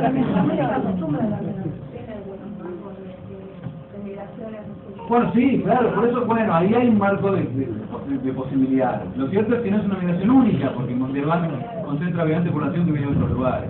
Eso también es bastante claro. Que, a ver, es difícil. El problema es que hay un nivel de reflexión teórica en el que uno puede especular en general, ¿no?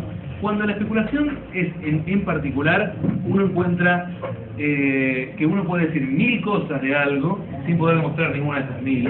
Y hay un punto en el que realmente, claro, uno puede decir, sí, no les gustaba, hacía frío, puede hacer lo que quieren. En realidad no podemos demostrar ninguna interpretación en este plano. Lo que sí está claro es que hay un despoblamiento bastante importante de San José, mientras se va poblando muy vertiginosamente Montalbán, y esto probablemente alguna relación entre una cosa y otra guarde. Que haya una relación con el ámbito de lo simbólico en general, no lo vería inapropiado. Que haya una relación con lo político-militar, tampoco, porque es un sitio más defendible. En ese sentido, la cuestión me parece que es importante. Cierro, sí. ¿Ustedes también de población indígena, por ejemplo, al mismo tiempo de ¿Qué cosa? en los otros valles también se ve al mismo tiempo de poblamiento? No demasiado, pero tenés que tener en cuenta que toda la interpretación va ligada básicamente a la prospección de lo que medianamente se encuentra a nivel de patrones de asentamiento. San Martín de Cajete tenés un lugar que se lo excavaron mejor y aparece bastante cosa hasta que lo destruyen, ¿no? Ahora, cierro con esto, una sola cosita. Yo decía al principio que en la idea de pensar en el problema del sufrimiento del Estado desde un punto de vista no evolucionista, quizá es para un tipo de estrategia de estas características, quizá está bueno tratar de pensar lo que pasa por fuera del parentesco más que lo que sucede adentro. Y les decía que probablemente haya diversos contextos extraparentales en los que uno puede pensar circunstancias ligadas al sufrimiento del Estado, de las cuales dos yo encuentro muy aplicables en muy diversos contextos, y son las dos que yo mencioné recién acá, ¿no? La posibilidad de la guerra y la posibilidad del urbanismo. Las dos, para Montalbán, tienen un lugar importante, ¿no? Veíamos recién, a propósito de toda esta discusión que teníamos sobre los sitios destruidos, la iconografía, la posibilidad de que haya habido un nivel de violencia importante en el marco de la aparición de este tipo de núcleos urbanos. Y por otra parte, está muy a la vista en Montalbán, quizá más que en ninguna otra situación de las que conocemos de estados iniciales, esta dinámica de urbanismo que parte de cero y que rápidamente genera un montón de dinámicas de transformaciones. ¿Y por qué las planteo las dos? Y no elijo una, para decir, bueno, para mí es la guerra, para mí es el urbanismo. Porque en realidad creo que este tipo de escenarios generales, pueden tener su retroalimentación, es decir, que los dos podrían estar causando esta realidad de distintas maneras. ¿En qué sentido? Por un lado, uno podría decir que si en el ámbito urbano se van generando formas de subordinación, tenemos que ese tipo de estratificación social, ese tipo de regimentación estatal podría organizar la posibilidad de que la élite estatal del núcleo urbano pudiera conducir la guerra de manera más eficaz y más contundente respecto de núcleos periféricos. ¿Sí? Al mismo tiempo, la posibilidad de imponer mediante la conquista, tributación en los núcleos periféricos podría fortalecer la posición de una élite en el medio urbano. ¿Sí? Digo, este tipo de escenarios no son excluyentes, ¿no? Lo que se trata es de pensar no en una razón para que aparezca el Estado, sino en qué contextos puede prosperar lo estatal, tomando en cuenta el punto de partida que hacia adentro de una aldea es difícil que aparezca lo estatal. ¿Sí? Entonces, en este sentido, me parece que considero que para otros tipos de escenarios donde tenemos otro tipo de evidencias, podemos pensar algunas otras cosas.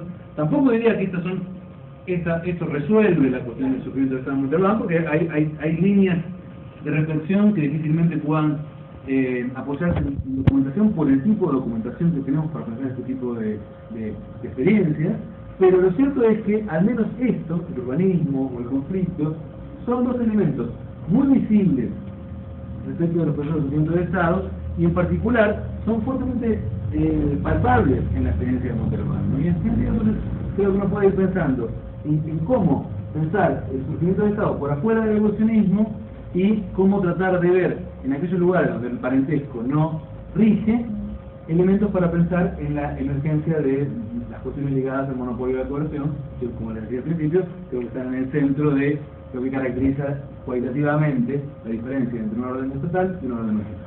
Bueno, cortamos acá. Ahora, cortamos en...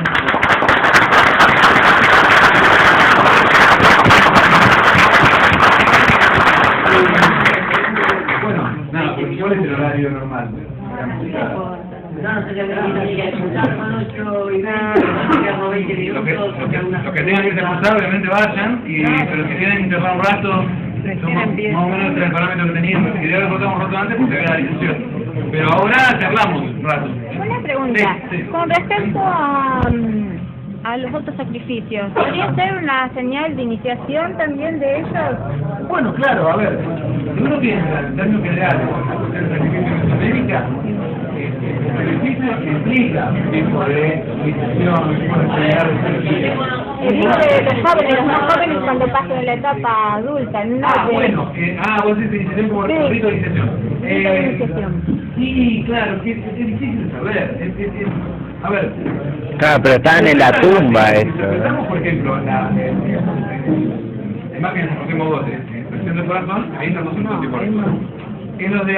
En los eventuales autosangrados, eso, hasta donde se conoce, tiene que ver con distintos momentos rituales y no necesariamente con iniciación. Ahora, Eso estaban en las placas, ¿no? En las placas, o sea, en las tumbas. O sea que fallecieron en causa de eso.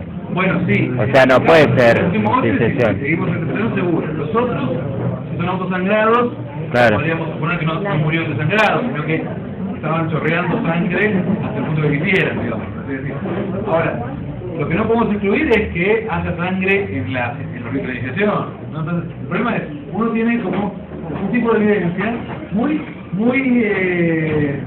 ¿cómo diría? Muy acotada respecto a un tipo de pregunta como esta, ¿no? Uno dice, ¿podría ser? Sí, podría ser.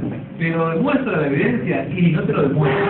Ese es el punto, ¿no? Pero esto pasa muchísimo con este tipo de cosas. Sobre todo en sociedades donde no hay escritura. No porque la escritura sea fundamental o categorice como más evolucionado a la sociedad, sino porque la escritura da un tipo de información más precisa, ¿no? Uno puede luego discutir si lo que se dice es así o demás, pero hay un mensaje que se transmite de una manera que, no teniendo eso, no hay modo de transmitirlo de la misma manera específica. Cuando se dice, claro, unas imágenes, digo, ¿qué es? ¿Un ancestro, un rey, un dios? No lo sé. Claro, si tengo una representación y dice, este es Osiris, bueno, ya está. El tema es que la escritura o los dibujos que se hagan todavía no están descifrados totalmente. Sí, no, para nada. Es muy difícil. Hay algunas especulaciones sobre un dios en particular, que es Cosillo, que es un dios muy del ámbito zapoteca. Entonces algunas imágenes de unos personajes con aspecto más felino, se lo trata de asociar a eso, pero el problema es que está tratando de interpretar una iconografía 1500 años anterior a las menciones de esa divinidad en las crónicas de los españoles. Entonces, claro, qué sé yo, una cosa es la de los aztecas, que nosotros tenemos, o de los mayas incluso, lo mismo que en el mundo inca, ¿no? Que tenemos las crónicas de los españoles, entonces hay otro tipo de escritura, está bien, con todas las distorsiones del caso, pero que dan un tipo de información de cronistas que vieron eso en tiempo presente, ¿no? Otra cosa es cuando uno quiere aplicar eso a situaciones tanto más lejanas, porque bueno, otra vez, no porque la respuesta sea no es, pero la respuesta es, bueno, puede ser, pero vayamos a ver, ¿no? ¿Cómo hacemos para saber? El tema es este tipo de sociedades es mucho que no se puede establecer con el grado de precisión que uno quisiera. Pero bueno, a ver, esto no está ni bien ni mal, ¿no? A veces en general cuando se hacen este tipo de reflexiones vienen acompañadas de adverbios tales como lamentablemente, cierto desgarro, es lo que hay, pensamos en lo que tenemos. Lo importante es tratar de nosotros construir una hipótesis interesante sobre cómo pensar el pasado. Digamos, lamentarse por lo que no hay, por lo que pudo haber y lo perdimos, no tiene sentido. Y todavía todo lo que se puede encontrar. Claro, eso, no, bueno, sí, exacto, siempre lógicamente se encuentran cosas, pero seguramente, a no ser que uno pudiera encontrar códices de escritura azteca y descifrarlos y leer la vida de loco, va a ser difícil como saltar cualitativamente respecto a ese tipo de plano de interpretación, ¿no? Todo es cuestionable, pero el conjunto permite pensar alguna cosa, ¿no? Y ese es el punto que es más importante, ¿no? Por lo menos descifrar algo. Claro, y tratar de esto, de no solamente entender el objeto en sí, sino tratar de pensar los procesos que estuvieron detrás, ¿no? Ese tipo de cuestiones que me parece que son las que hacen a cómo construimos una idea del pasado, ¿no?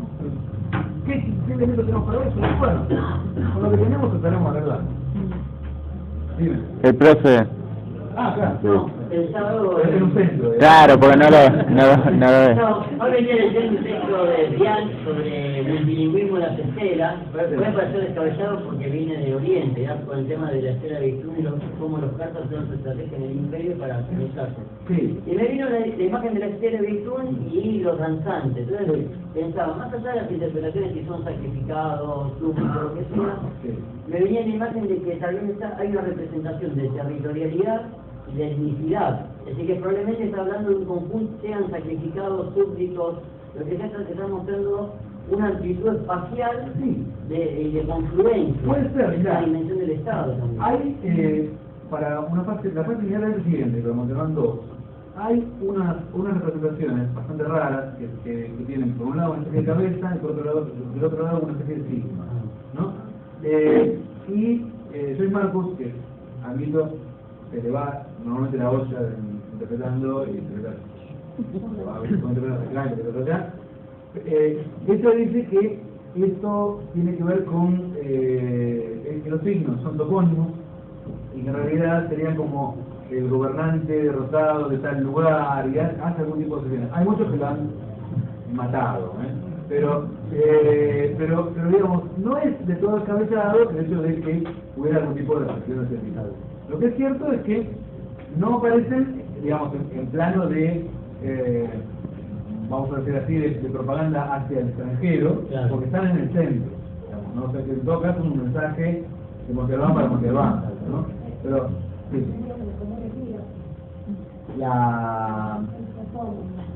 Bueno, una cosa así, digamos, sería como una especie de denominación de la región de procedencia, ¿no? Como matando al jefe de tal lugar, ¿no?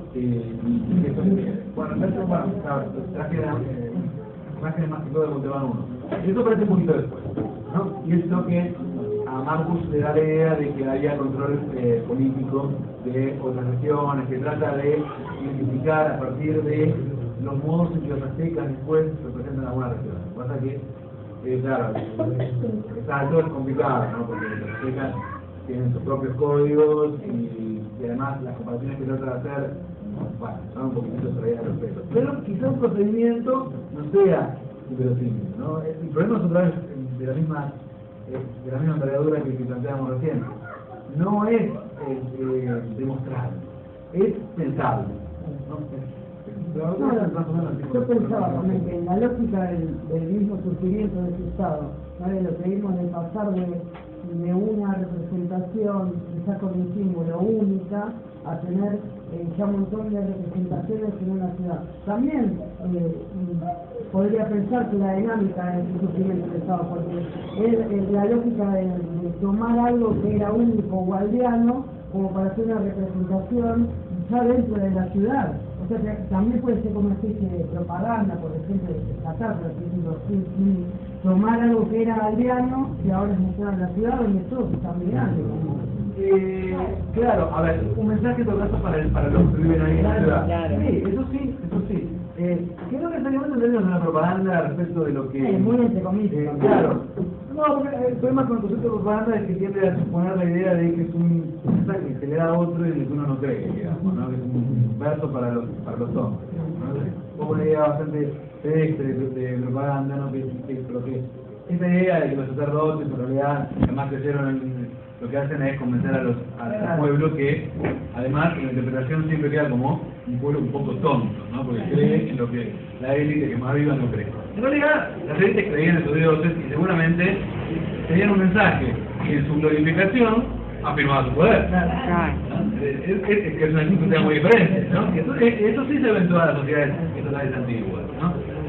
La extroversión del poder que la élite muestra es un poder que se muestra en primera instancia a sí mismo y que tiene efectos hacia otros, ¿no? Incluso efectos acá, bueno, un poquito de escritura hay marginal, pero incluso la escritura tiene un efecto que tal vez va más allá del que la puede leer, pero no tanto porque lo que le transmiten lo que dice, sino por el hecho de que la escritura es algo que algunos entienden y otros no, ¿no?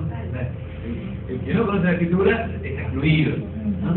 Y el excluido tiende a interiorizarse respecto de él que sabe que sí conoce el mensaje, ¿no? O sea que hay como distintos niveles de influencia de lo que un testimonio, sea escrito, sea iconográfico, sea arquitectónico, puede transmitir como mensaje, y todos afirman el poder de la élite.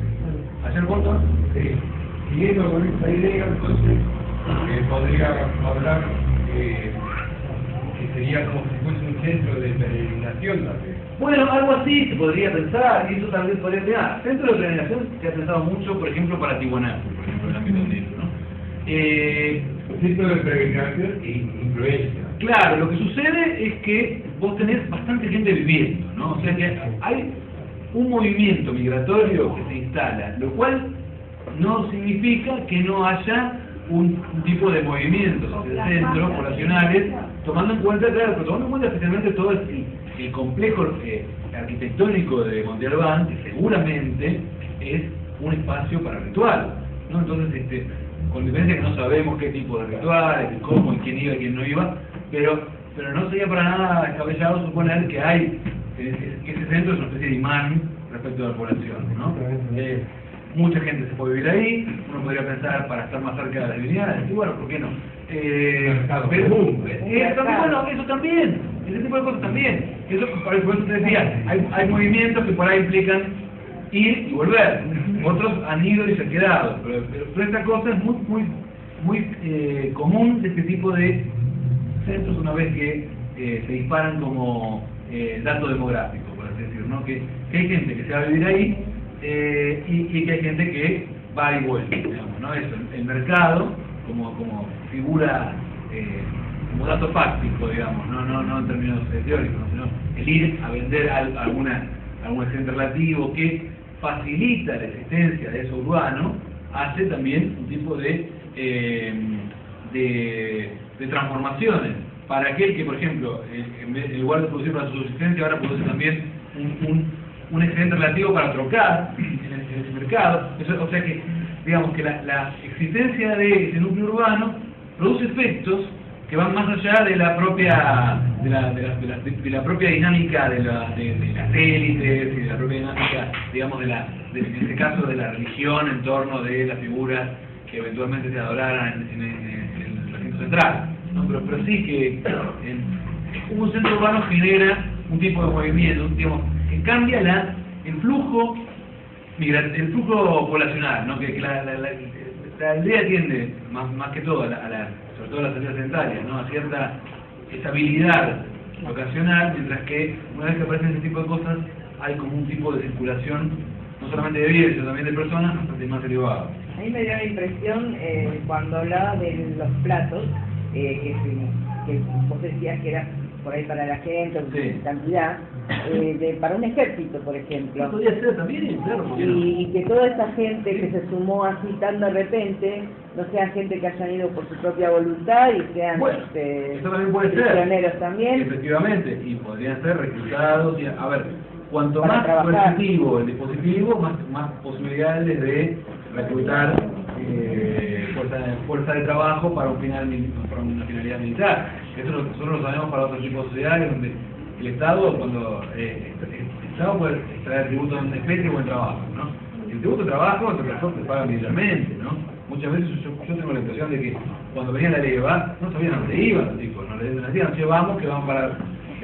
y un día se enteraban que estaban picando piedra en la cantera, y otro día se enteraban que estaban teniendo que ir a enfrentar a una población del otro lado. O sea que en ese sentido, cuanto más eficaz el dispositivo de extracción de tributación, más posibilidades de todo ese tipo de cosas. Puede ser, a mí, ¿no? En ese planteamiento, San Martín, que se despobla, que sea un desplazo forzoso. Si hay algún planteamiento, ¿no? Se destruye, ¿no? Se plantea otro nuevo lugar. Los arqueólogos que han estado ahí es como que San Martín podría haber sido un lugar que resistió durante un tiempo el desarrollo vertiginoso de Montalbán y terminó siendo destruido por Montalbán. Claro. Eso implicaría una actividad militar importante y demás. Ahora, ¿qué pasó con los martinianos? Una vez que dieron pelota igual. llevaron. Sí, bueno, pero podría ser. ¿Por qué no? Después retornan. A veces es Por algo que sigue tanto la población. Eso pasó también, que ¿Cómo? en Teotihuacán fue que bueno. fuego y bueno, lo destruyeron y después la población también vivió. No, en Teotihuacán lo que es muy interesante, que tiene parte que ver con eso, pero que es un poquito distinto, que es que saben ustedes que en México, en la actual Ciudad de México, en realidad hay un lago. Sí. Teotihuacán está hacia uno de los bordes del lago, ¿no? Bastante, el más lejano de la actual Ciudad de México. Del otro lado, en el sentido opuesto, había otro sitio importante que se llama Huicuilco. Huicuilco está actualmente en la ciudad misma de México, ¿no? Es un barrio casi central, poco eso. Huicuilco, en determinado momento, cuando los dos centros hasta cierto punto son más o menos comparables, son dos núcleos que encima, digamos, geopolíticamente, uno de cada lado, invertidos, vueltan al noreste y el otro al sudoeste, ¿no? Son así, respecto al lado, ¿no? Pero pasando por Huicuilco hay un volcán, el Chitle, que estalla dos veces en esa época. Y, de hecho, uno puede ir a Huicuilco, es fácil de ver las capas de lava que hay ahí en la zona de Huicuilco. El Chitle se cargó Huicuilco, ¿no? Huicuilco se corta completamente, ¿no? Y ahí es interesante pensar, porque es el momento en que se dispara Teotihuacán, ¿no? A partir de ahí, Teotihuacán empieza a ser la mega urbe que termina siendo, ¿no? Saben ustedes que Teotihuacán es el núcleo urbano más importante de toda la antigüedad en términos absolutos, no supera larguísimamente a las organizaciones del viejo mundo, todas ellas, ni siquiera las de Mesopotamia, ni las de China, ninguna. Incluso las del Valle del Indo es importante, pero Teotihuacán es más importante de todas, pasa de 100.000 habitantes. El despegue, ya así es, al paroxismo de Teotihuacán es cuando muere Huicuilco. Ahora, uno podría pensar, en parte, el hecho de que el núcleo queda abandonado, pero además las tierras quedan abandonadas, ¿no? Porque las tierras quedan tapadas de lava, las tierras productivas están muy complicadas en Huicuilco durante un tiempo. Después, bueno, cosas se verán, pero digamos, se ven pisos de lava a veces un metro incluso, o sea que debe haber una situación no livianita y cercana encima, ¿no? Entonces, ¿qué hizo la población que vive ahí? Sí, bueno, no es demasiado arriesgado suponer que han tenido que emigrar. Y si había un urbano importante, no sería raro que se haya ido para aquel lado. Es más, no sería raro que los recién llegados sean tratados en una posición de inferioridad social respecto a los que estaban. Entonces, ahí se generan lazos, como lo que se mencionaba hace un rato, respecto de los parientes. Se me ocurría eso, ¿no? Cómo esta ciudad concentra a tanta gente que migra y que acepta, no debe ser muy grande el dispositivo ideológico como para que las personas que vengan de la aldea acepten pasar de un prestigio a la aceptación del monopolio. Sí, claro, porque además vienen en una posición de inferioridad, ¿no? Vienen habiendo tenido que abandonar las tierras propias. Bueno, y a futuro vamos a encontrar los roles esos que se nombraban como en una dinámica más cotidiana, también pudiendo después ser parte de eso. Claro, ¿por qué no? Pero uno puede pensar en súbditos, más que en pares, por así decirlo, ¿no? Claro. Que es un poco lo que se va produciendo como dinámica política de las sistemas estatales en el urbano. Así que, claro, a ver, todo esto yo en este tipo de cuestiones siempre digo, en realidad más que de tratar de establecer la verdad, uno tiene que pensar en la noción de verosimilitud, ¿no? Si son razonables con los elementos que tenemos, empíricos y teóricos, un tipo de reflexiones sobre las cuestiones. A veces pasa que uno puede tener más de una interpretación verosímil, porque cuadra igualmente bien con ciertos principios teóricos y cierta evidencia que es la que uno tiene, ¿no? Si se tiene mal de una interpretación, bueno, tenemos mal de una interpretación, o sea, puede haber sido esto o esto, ¿no? Nadie pierde el sueño por eso, al contrario, está bien, tenemos más variedad para pensar, ¿no? Pero todo ese tipo de cosas, que estamos discutiendo ahora respecto del Burbuilco, claro, nadie puede venir a demostrarlo, decir, bueno, acá vemos cómo los habitantes del Burbuilco se fueron en fila contra el otro, acá está el caminito, y llegaron, pidieron permiso, levantaron la barrera, decían, bueno, ahí, acá no, porque es nuestro. Todo eso no va a ver nunca. Y es muy poco esperable que podamos tener más data que esta cuestión de este tipo de cosas. Ahora, lo que es verosímil, sí, es muy verosímil. ¿Por qué no? Es muy verosímil. ¿No? Porque, a ver, es un desastre ecológico de gran envergadura lo que sucede ahí, ¿no? Nada, bueno, vuelta, por eso.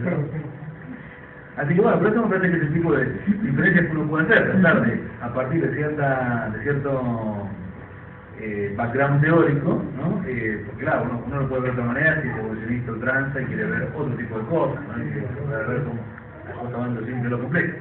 Bueno, es otro tipo de elecciones que depende de otro tipo de parámetros, a ver, teóricos, incluso diría políticos, ¿no? Porque tiene que ver también con cómo se para uno respecto a una valoración, cómo se para uno respecto de qué efectos ha tenido ese tipo de interpretaciones en el mundo en el que uno vive, etcétera. Digo, las cosas que hacen que uno tome en cuenta una posición teórica más que otra tiene que ver con muchos factores. Pero una vez que uno la toma, uno puede, a partir de la posición teórica, dirigirse a la evidencia y ver una diversidad de posibilidades, todas ellas compatibles con el modelo teórico, compatibles con las posibilidades que pueden cuadrar bien con el tipo de evidencia. Bueno, vamos así, no hay problema.